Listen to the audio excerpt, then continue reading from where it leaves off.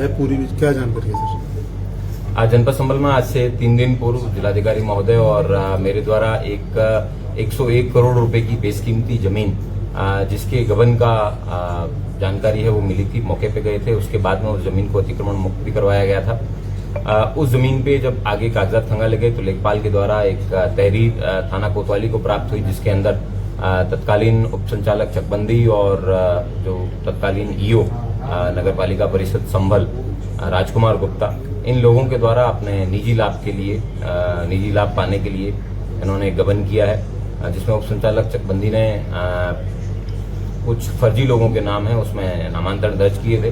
उसके बाद में कुछ लोगों के द्वारा माननीय उच्च न्यायालय के अंदर रिट योजित की थी उस आदेश के खिलाफ, लेकिन राजकुमार गुप्ता के द्वारा उस रिट को अपने निजी लाभ प्राप्त करने के लिए वापस विड्रॉ कर लिया था। कुल 101 करोड़ रुपए की ये जमीन है। इसके बाद में इन लोगों के द्वारा उस जमीन को आगे बेचा गया और जमीन को खुर्द करने का प्रयास किया गया।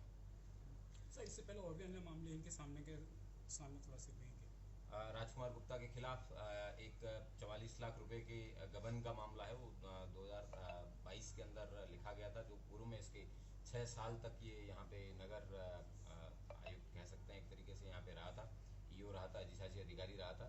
और उस समय के उसने कई अन्य मामले भी इसके में आए हैं। संभल कस्बे की जनता से अपील की जाती है कि अगर कोई भी व्यक्ति इसके जो कृत्य हैं या कारनामे हैं इनके बारे में जानकारी रखता है तो वो संभल पुलिस से आके साझा करें।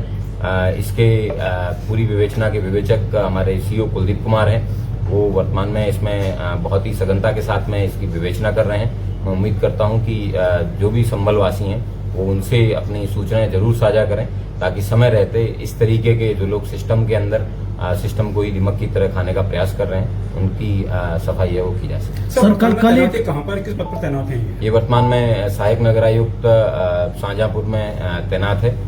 इसको पूर्व में 2 शासन स्तर पे दंड भी है दिए जाने की बात प्रकाश में आई है और ये अपने रिटायरमेंट के एकदम पास में। अब तक कुल कितने लोगों से पूछताछ हो चुकी है? क्या कल कोई पूर्व चेयरमैन से ही पूछताछ हुई थी संभल के? इसमें जिस समय ये ईओ रहे हैं उसी समय के जो संभल के तत्कालीन चेयरमैन रहे हैं उनसे भी पूछताछ की है, और भी अन्य लोग हैं उन सभी से पूछताछ की जाएगी। जिस व्यक्ति के खिलाफ जब साक्ष्य मिलेंगे तब तक उस व्यक्ति को गिरफ्तार करके उसके खिलाफ कार्रवाई है वो सुनिश्चित की जाएगी।